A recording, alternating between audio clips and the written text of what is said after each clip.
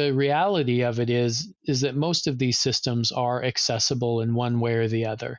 You can spend a lot of money on strict policies and procedures and controls, only to have them sort of breached by somebody walking in with removable media or a USB stick. You're listening to KBcast, the cybersecurity podcast for all executives. Cutting through the jargon and hype to understand the landscape where risk and technology meet.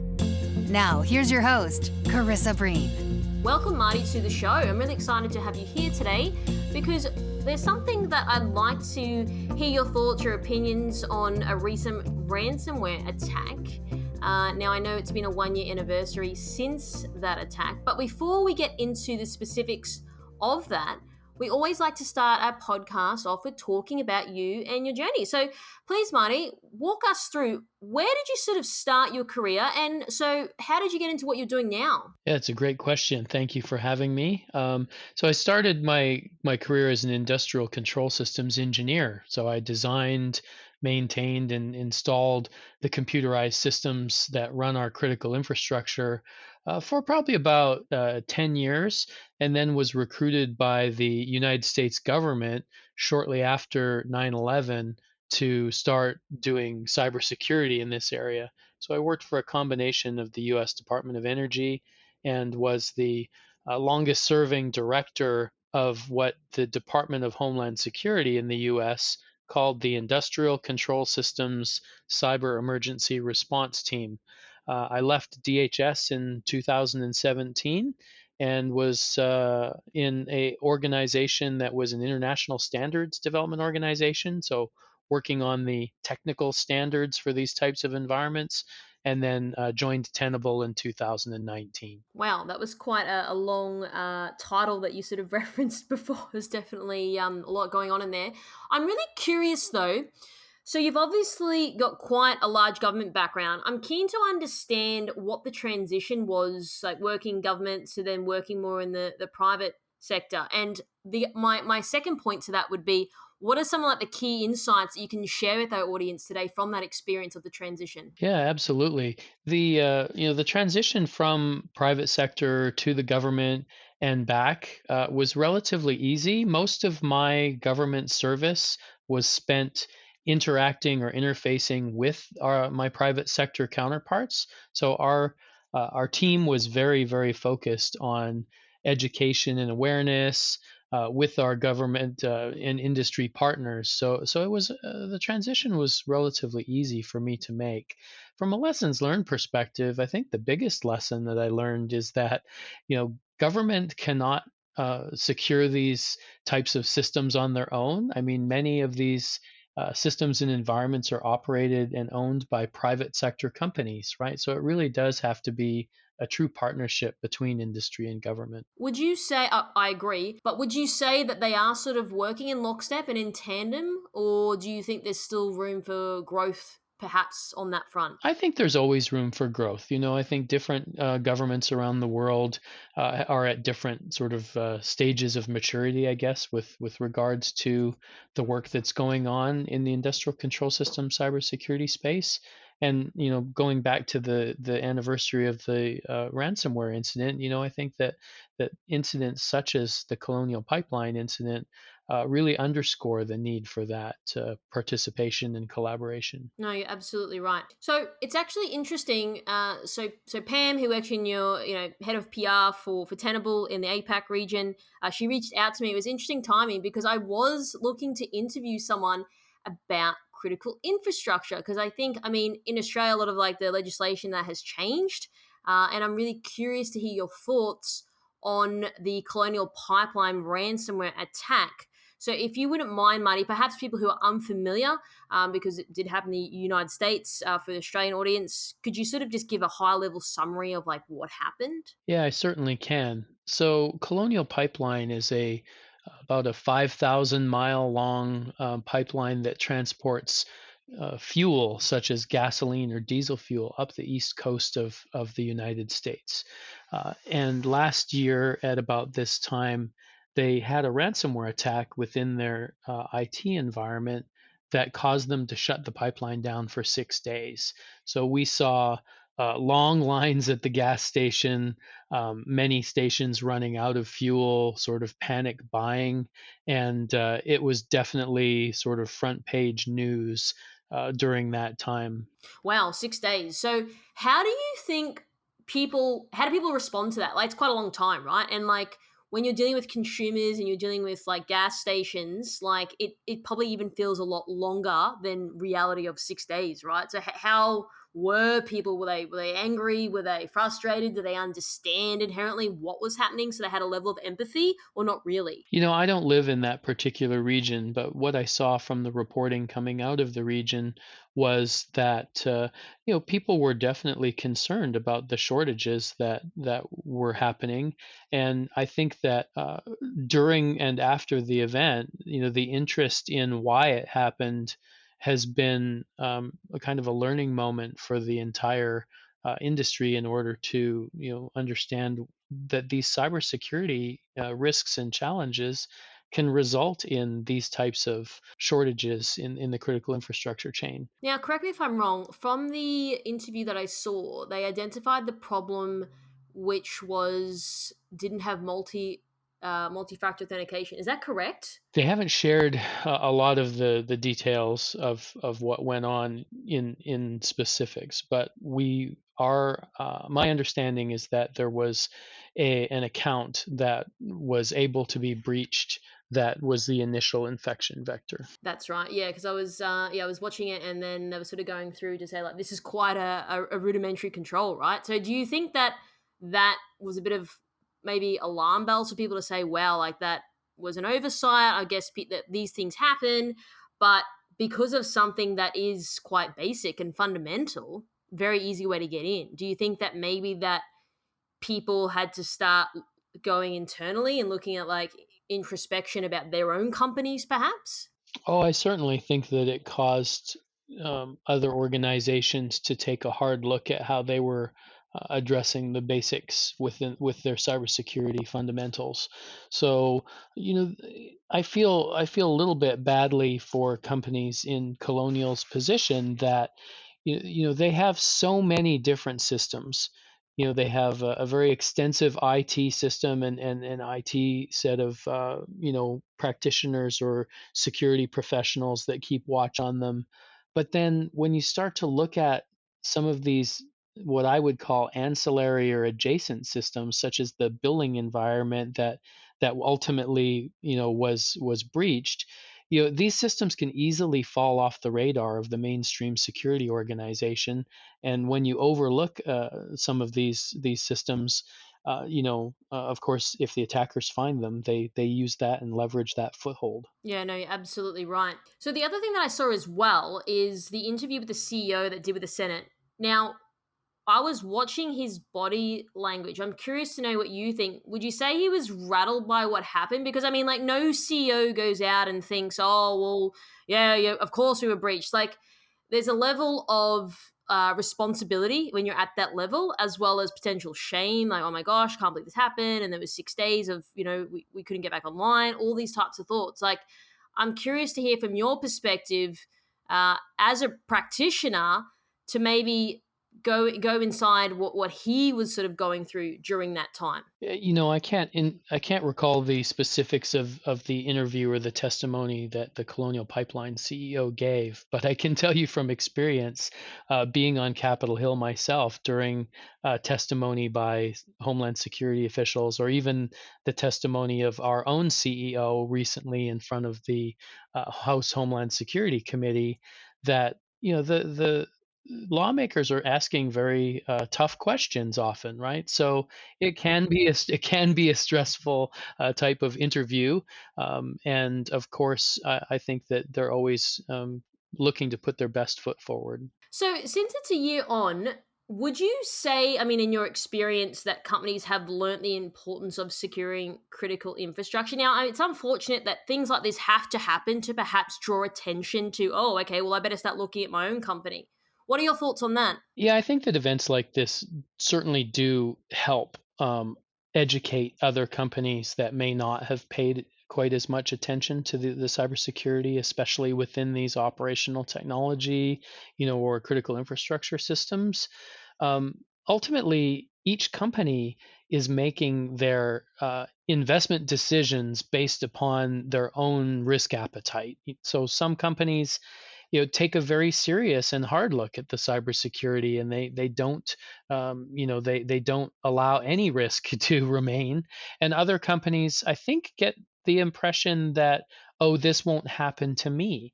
And so I think as we see the number of ransomware events increasing across the globe, it helps to kind of underscore that this can happen to you. And going back to some of our discussions earlier, if you do a good job of the basics, you do the cybersecurity fundamentals right, you significantly increase the amount of effort that an attacker has to make to breach your system, right? And that's what we're trying to do here. Is we're trying to raise the cost for whether it's a cyber criminal, whether it's a nation state actor. We're trying to raise the cost for the attacker so that they essentially no longer have a motivation to try to attack you. So you raised some interesting points in there. One of the things when you're saying, like obviously like basic controls, right? Now, I think like if you look at this in theory, if you look at, I don't know, patch management, in theory, it's like, oh, this is really easy to do. But then like doing it in a company is quite hard to do, right? Because if it was so easy, we wouldn't still have the problems that we still have today, right? So do you have sort of any sort of insight around like doing rudimentary controls that there is still, I guess it's still hard to do. On paper, it's easy, but then doing it within an organization, even to what you touched on before, if there's other systems, it's quite easy to have that oversight, right? I really love your example of patch management in this case, because if you look at these industrial control system environments, these operational technology environments, many of them are legacy installations. They haven't been touched in maybe 20 or more years. We're so used to sort of Patch Tuesday coming out, and everybody in the IT security organization rushes out to deploy patches to all of the computers, and it kind of just happens almost automatically. Well, to update perhaps some of the devices in a substation or in a water pumping station, you have to send men and women out in a pickup truck essentially to go and update these industrial devices. So you're right. Something that looks relatively easy on paper can actually be quite challenging to implement and take significant resources to implement. So I guess because it requires like a lot of like manual dexterity for some of these like controllers, right? Like they say, oh, it's not connected to the internet. It's like some $30 million controller that they've got, which makes sense because it's not connected to the internet, which makes it easier, well, not easier to hack. But then, of course, you've got social engineering problems. Then you've got problems because it is so old. You've got other issues that have that downstream impact. So how do you find that balance, though, when it comes to critical infrastructure? Because I mean, I do get both sides to the story, but I really want to hear it from your perspective. When we talk to some companies, they talk about the fact that their industrial environments are completely isolated and air gapped, and I'm using air quotes around the air gapped term there. The reality of it is that most of these systems are accessible in one way or the other. You can spend a lot of money on strict policies and procedures and controls, only to have them sort of breached by somebody walking in with removable media or a USB stick, or a vendor coming in and plugging a laptop in during some sort of routine maintenance on the system. So, in my opinion, and my opinion has shifted over the years, in my opinion, it's better, I think, to have controlled and monitored interconnectivity between these systems so that we can have a real time indication of the cyber health of the system. You can put pretty strict, even one way data protection devices in place to protect people from breaking into the environment. but you need to be able to have the visibility into these systems so that when things start to go wrong, you can quickly take remediation action. Why do you think your opinion has shifted over the years? Has there anything that comes to mind that's caused that? Yeah, I think that it was just the number of events that continue to happen even in isolated environments, right? When I was with the government, we saw incidents continue to occur, no matter if the environment was isolated or not. And I gave you the example of the vendor plugging the laptops in. When somebody does maintenance on these kinds of systems, typically they call the vendor of the devices in, and they may plug the same laptop in that they've plugged into 10 other facilities in the same week. So if that system is infected with malware, they just kind of spread the malware along with them as they go on their service route. And do you think there's any sort of governance? So if you're using an external vendor to do that and it's infected, they like do they have like governance layer to ensure that they're not then infecting multiple machines, for example, or like what's your opinion on that? Some do. So the end user, the customer, if you want to call them that, the critical infrastructure owner and operator, can definitely have service level agreements and contractual clauses in there that require the vendor to do certain implement certain security controls. So yes, some of the vendors do a very good job of that, but I think that as you get out into maybe more rural areas or smaller environments, then sometimes those tend to go by the wayside. So, as you explained before, Marty, as you go into like rural, smaller areas, perhaps that the guard goes down. Would you say that that is part of their service level agreement that's covered? Like, hey, you have to do X, Y, and Z before coming on site and doing this. Do you think that's documented, but perhaps they just don't follow it anyway, or do you think like that's not even covered at all? I think it depends. It's hard to make a generalization across all companies. So in certain companies, those procedures certainly are very well documented and they're followed, no matter the size of the company or how geographically disparate the installed environment looks like. I just tend to think that smaller organizations tend to struggle. They struggle with the amount of financial aid they can put into their cybersecurity environment, and in some cases they struggle to find trained or qualified people that larger organizations or governments or companies have deeper pockets, I guess. Yeah, okay. I think that makes sense because I asked this because I don't know, for some reason like I seem to watch a lot of these like plane documentaries, and then like more often than not when they actually do like a deep dive recon on what happened, it's like, oh, we subcontracted it out and then the guy missed 13 steps of when he was doing maintenance on the aircraft and that's why the aircraft blew up. Like something that is documented didn't follow it. So would you say that that could be a thing as well? Because I mean, we can say everything's documented and there's policies and process, but like getting a human being to actually adhere to all this documentation, whether or not it's part of their service level agreement or not, sometimes people are human beings, they make mistakes, there's an oversight, and then we've got a problem. Well, certainly there is always the human factor, and human beings can make mistakes. I've been in organizations that have very rigid cybersecurity procedures, governments, for example, where it's required to have two people in the room to do a certain procedure, and they sign off on each other. So very similar to rigid procedures with regards to aircraft maintenance or any other sort of dangerous environment. I mean, we have situations in industrial environments where similar things have to happen just from a safety perspective. So the processes to do these things exist. It's just a matter of how much do they cost to ensure that they get followed exactly the right way all the time. So you can imagine that the average cybersecurity organization in a company isn't going to require two people to sign off on a given procedure to update the password on an account, for example. That's usually beyond amount of resources that they want to invest to offset that risk. Whereas in some organizations, take a civil aviation or military types of organizations, they will make those investments because the cost of failure is simply too high. Totally understand what you're saying. So when critical infrastructure does go down, which it does, which we are talking about today, there's more at stake, right? Than perhaps like an e-commerce company. Yes, it's sad. A big fashion retailer's gone down for whatever reason, whether it was DDoS or whatever happened. Yes, the company loses money, but no one's going to die really at the end of the day.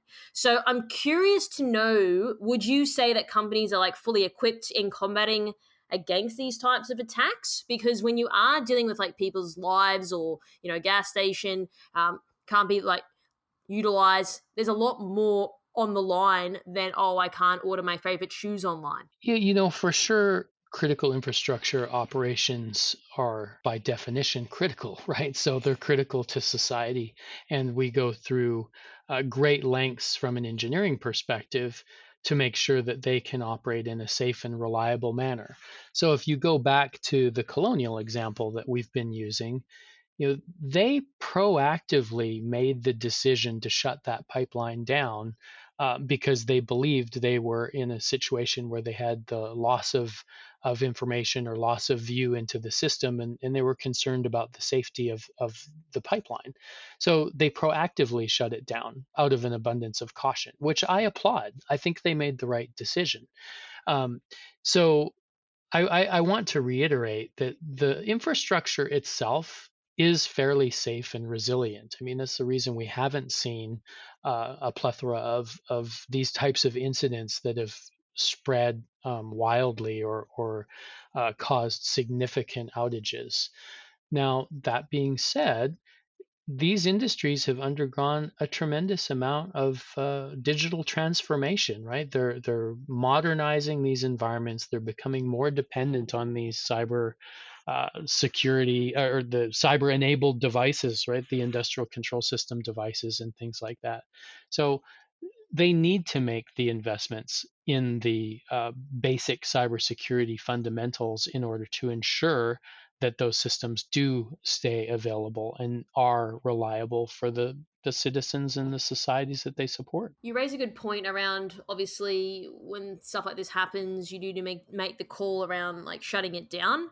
Do you think it's hard in that position to make that call? Obviously, of course, it's critical infrastructure, but then it's like more often than not, like, yes, people are going to agree with you, but then there's always going to be someone that's like, oh, you should have shut it down earlier or later, or there's always going to have this conflict of opinion, which is fair enough. But I'm curious to just understand, perhaps, like, when you're in that position, it's very stressful. You are operating critical infrastructure. Like I mentioned before, it's not just like an e-com company. There's a lot more at stake. How do you manage those decisions? And how do you then sort of disseminate that across your organization? In most cases, these kinds of companies have operations people who have been in that chair um, for quite a while, and they make these decisions on a day-to-day basis from an all hazards approach. So in a pipeline, for example, they're making these decisions if there's any sort of leakage or something like that on the pipeline, or they have a maintenance problem on the pipeline. So they make these decisions as part of their overall daily routine, I would say. Or they've also trained and exercised, the scenarios, if this happens, push this red button and we will take the appropriate steps. So really what they're doing, I think now, is having to add the cybersecurity into that equation. So I think it's sort of a natural instinctive reflex for them to implement their emergency procedures. They just now have to make cybersecurity a potential trigger there. So I think that the companies can actually fairly readily make those decisions, and once they have, it's the same procedure whether or not the cause was cyber or whether the cause was, a natural sort of disaster type of occurrence. So just to press on a little bit more, so totally hear your thoughts on that. How do you then manage it from like a customer's perspective? Because again, at the end of the day, yes, people are aware to a certain level, but people still do think about themselves and how they were inconvenienced. So how do you handle people that perhaps are a bit angry or they don't know what's going on? Because again, like when you're doing like crisis comms management, you don't want to speak too soon because you might not have all the information, but then if you don't speak enough, people think you're hiding something. How do you handle that from your perspective? It's interesting. I think that if you went back a few years, we didn't really talk about cybersecurity breaches or intrusions that much. Just in general, companies were fairly tight-lipped about it because I think they were concerned about the reputational risk or the damage to their brand. Uh, Luckily, I think what we've seen is some transition in that area lately, so that companies are actually leaning forward and becoming much more transparent with regards to these types of issues. And I think that that's absolutely necessary. In the United States, we see some new requirements from the Securities and Exchange Commission, the SEC, that's going to require companies to disclose some of these types of things. So, in my opinion, it's better for a company to lean in, share what they can when they can, and it's going to be much easier on them than if they try to hide or cover up or be tight-lipped about it, and then the public finds out about it later. That's always kind of a ultimate damage control kind of plan if you have to go back and clean that up later. And so just zooming out and just looking at any sort of breach or incident, uh, is it sort of just a default that you're just going to have to probably deal with disgruntled customers? So, like for example, last year I think with one of the major banks in Australia, they had like 3 outages, and like people were just like they were just going crazy about this. And admittedly, yes, it's a bank; it's a little bit different, but obviously, still a lot of people are connected to it. They run their businesses through it, so I can understand the frustration. So, do you think it's just normal that you're always just going to have people that you're going to get that backlash, and you just sort of have to run its course until eventually like the next thing happens and then they're on to complaining about the next thing that's happened in the world? Well, ultimately, I think that the goal is prevention. If we go back to the statements we made earlier about cybersecurity fundamentals, if we do a good job of prevention, we can reduce the number of these types of incidents that warrant that level of a response. But yes, getting back to the sort of human aspects here, people are always going to be disappointed or angry if they don't have access to the product or service that they rely upon.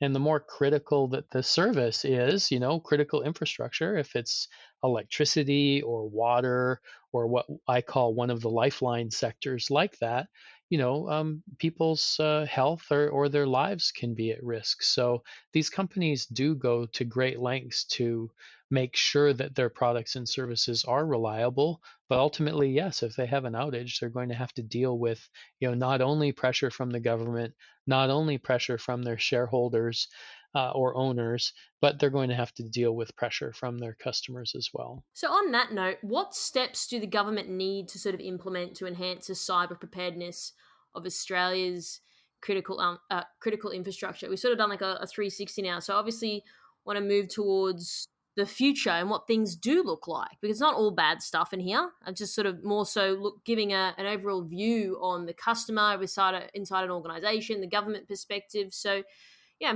I'm happy to hear. What are your thoughts? We certainly believe that governments around the world do need to kind of step up and take a more active role in securing these environments. So a baseline sort of standard of care, right? So every organization that provides a critical product or service, such as we've been talking about, should be required to prove that they're meeting some minimum amount of cybersecurity. Now, the risk there, the caution that I have is that governments can tend to try to get much too technically prescriptive and start to tell industry, oh, you need to have this widget doing this thing in your environment. We actually believe that you have to have more objective or outcome based standards. So tell the companies what you want them to accomplish rather than telling them how to do it, because these companies are all different. The requirements in each of these sectors, vary widely. An electrical distribution company in an urban area, one of the major Australian cities, is is significantly different than a small water supply system that's in the rural outback, for example. And so you need to have some flexibility in how those things are done. Why do you think they have traditionally been sort of technically prescriptive?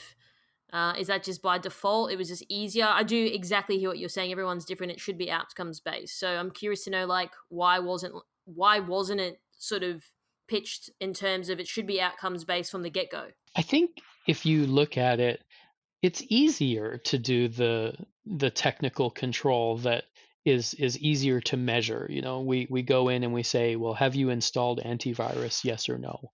Or do you have a firewall? Yes or no. And when we look at that from a compliance perspective, and we've talked about this, not you and I tonight, but in the government and industry relations area, we've talked about this almost till we're blue in the face, that compliance does not necessarily equate to security. So it's hard to define these outcome based objectives, right? I mean, you have to actually sort of think about the problem in a different way than just putting some technical security controls that a compliance auditor can tick the box on. So would you say it's easier, or do you think people are just lazier, perhaps? I don't know if it's laziness. I mean, from my government experience, I think that everybody kind of jokes at the typical government worker, but our team was very, very focused on trying to do what was best for our partners in industry and government alike. So, we were going to do the right thing, no matter what was easy or not. It's just that I think it's a holdover from the compliance reporting days where you could go around with a clipboard and ask some simple questions and then determine the security posture of a company. I think it's more complex than that. And you have to really boil down what are you trying to achieve, and then build those metrics or measurements around that. And so, from your understanding, what I've heard today, like that is changing face. We are moving towards this outcome of this is what we're chasing, rather than yes, I'm going to go around with a clipboard and ask you 500 questions on yes or no answers. We are, and I think that technology is helping to do that. We when I first came into security with these critical infrastructure or industrial control systems, we tried to apply sort of IT cybersecurity technology to it. And quite frankly, we broke those systems. They just weren't used to being poked and prodded by the IT tools that we had. And now I think 10 years later, we've certainly developed very customized technology to operate in these critical environments. And so we can do a better job from this, sort of real time or continuous monitoring of these environments, and figure out how to roll that up into the appropriate measurements or key performance indicators to indicate the health of the system. So, do you believe that with the Australian government enforcing the right practices, we should start to see a decline in these types of attacks? It's interesting, and I'm going to be very careful with my use of words here. Um, the number of attacks isn't necessarily related to the success rate or the defendability of the system, right? So you're going to have adversaries, whether they're criminal groups or nation state groups that are looking for intelligence or looking to profit off of your environment. They're going to continue to scan and probe and attack. Um, Hopefully our cybersecurity defenses will be strong enough to ward off that attack, and so you'll see a decrease, I think, in the number of successful intrusions in these environments if we take those basic steps. But I don't think it would be correct or accurate to say that we would see a decrease in the number of attacks. Yes, so definitely okay in the successful attack. So you would say as a rule of thumb that it will decrease over time. I would think so. I mean, we also have to take into consideration the transformation that's going on in these environments, right? So you have to be, I think, careful with the measurements that you take, because if you're just measuring total volume of successful attacks, of course, it depends on how large the attack surface is, right? So how many of these systems are there out there?